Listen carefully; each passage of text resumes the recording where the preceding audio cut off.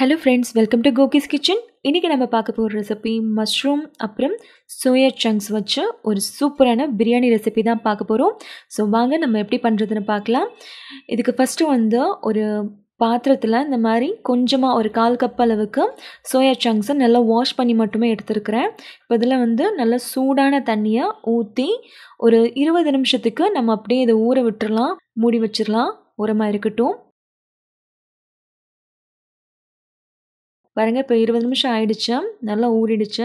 நம்ம தண்ணியெல்லாம் ட்ரைன் பண்ணிவிட்டு நல்லா ஸ்குவீஸ் பண்ணி எடுத்துக்கோங்க. பாருங்கள், ஸ்குவீஸ் பண்ணியாச்சு, தண்ணி எதுவுமே இல்லை. இப்போ இதில் ஒரு 1/4 ஸ்பூன் மிளகாய்த்தூள், 1/4 ஸ்பூன் மஞ்சள் தூள், கொஞ்சமாக மல்லி இலை, கொஞ்சமாக புதினா இலை, ஒரு 1/4 கப் அளவுக்கு தயிர் சேர்த்துக்கோங்க, கெட்டியான தயிர். இப்போ இது எல்லாமே சேர்த்து நல்லா மிக்ஸ் பண்ணி விட்டுக்கோங்க. மிக்ஸ் பண்ணிவிட்டு ஒரு மூடி போட்டு ஒரு அரை மணி நேரத்துக்கு அப்படியே விட்டுருங்க, ஊறட்டும். இதில் ஒரு 2 கிளாஸ் அளவுக்கு கோஹினூர் ராயல் பாஸ்மதி அரிசி நான் ஊற வச்சுருக்கிறேன், நல்லா கழுவி வச்சுருக்கிறேன். இதுவும் ஒரு அரை மணி நேரத்துக்கு அப்படியே ஊறட்டும். இப்போ ஒரு குக்கரில் 5 டேபிள் ஸ்பூன் அளவுக்கு எண்ணெய் சேர்த்துக்கோங்க. அரை ஸ்பூன் ஜீரகம், அரை ஸ்பூன் சோம்பு, 2 பிரியாணி இலை, ஸ்டார் அனாசி, 3 கிராம்பு, ஒரு கருப்பு ஏலக்காய், ஒரு பட்டை,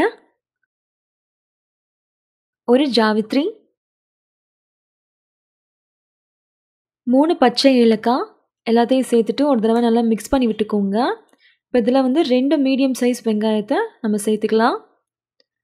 வெங்காயம் நல்லா வதங்கணும். ஒரு 2 நிமிஷத்துக்கு ஹை ஃப்ளேமில் வச்சு நல்லா வதக்கிக்கோங்க. பாருங்கள், 2 நிமிஷம் ஆயிடுச்சு, வெங்காயம் லைட்டாக வதங்கிடுச்சு. இப்போ இதில் ஒரு பிஞ்ச் அளவுக்கு இந்த ஜாதிக்காய் இருக்கு இல்லையா, அதை நான் பவுடர் பண்ணி வச்சுருக்கிறேன்.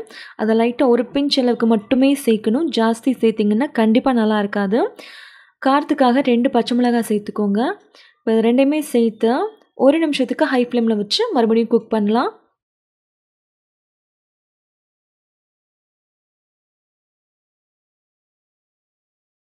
பாருங்கள், சூப்பராக குக் ஆகிடுச்சு. இப்போ ஃப்ரெஷ்ஷாக அரைச்ச இஞ்சி பூண்டு பேஸ்ட்டு சேர்த்துக்கோங்க. எப்போவுமே இஞ்சி பூண்டு பேஸ்ட்டு ஃப்ரெஷ்ஷாக நீங்கள் வீட்டில் செஞ்சு சேர்த்திங்கன்னா டேஸ்ட்டு சூப்பராக இருக்கும். அதையும் வதக்கிட்டு ஒரு 4 மீடியம் சைஸ் தக்காளி, பழுத்த தக்காளியை சேர்த்துக்கோங்க. தக்காளி நல்லா சாஃப்டாக வதங்கணும், அந்தளவுக்கு நல்லா குக் பண்ணி எடுத்துக்கலாம். பாருங்கள், நல்லா சூப்பர் சாஃப்டாக வெந்துருச்சு. இப்போ ஒரு 200 கிராம் அளவுக்கு மஷ்ரூமை இந்த மாதிரி நான் கட் பண்ணி நல்லா வாஷ் பண்ணி எடுத்துருக்கிறேன். அதையும் சேர்த்துக்கலாம். சேர்த்துட்டு அந்த மஷ்ரூமில் இருக்கிற தண்ணி எல்லாமே வெளியே வரணும், அந்தளவுக்கு நம்ம நல்லா வதக்கி எடுத்துக்கலாம். பாருங்கள், தண்ணி எப்படி ரிலீஸ் ஆகுதுன்னு தெரியுதா உங்களுக்கு? ஸோ நல்லா வதங்கட்டும்.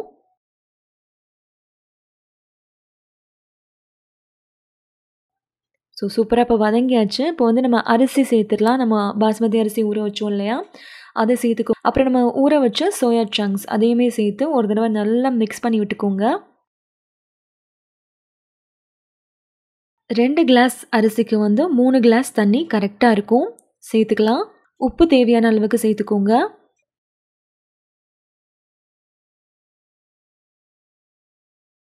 இது கோஹினூர் பிரியாணி மசாலா. இந்த கிளாஸில் நான் 2 கிளாஸ் அளவுக்கு நான் இன்றைக்கி அரிசி சேர்த்துருக்கிறேன். அதுக்கு இந்த 15 கிராம் அளவு இருக்கிற கோஹினூர் ஹைதராபாதி பிரியாணி மசாலா ஃபுல் பேக்கெட்டையும் நீங்கள் சேர்த்துடலாம். சூப்பராக இருக்கும், கண்டிப்பாக நீங்கள் ட்ரை பண்ணி பாருங்கள்.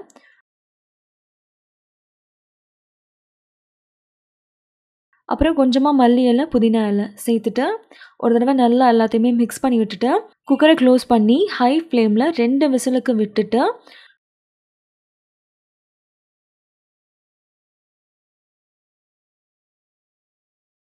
ப்ரெஷரெல்லாம் கம்ப்ளீட்டாக இறங்கினதுக்கப்புறமா ஒரு அரை மணி நேரத்துக்கு அப்புறமா நீங்கள் குக்கரை ஓப்பன் பண்ணுங்கள்.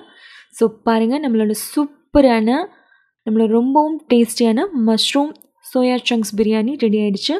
ரொம்ப டேஸ்ட்டாக இருந்துச்சுங்க. ஸோ நீங்களும் கண்டிப்பாக ட்ரை பண்ணி பாருங்கள். இந்த ரெசிபி உங்களுக்கு பிடிச்சிருந்தால் லைக் பண்ணுங்கள், ஷேர் பண்ணுங்கள்.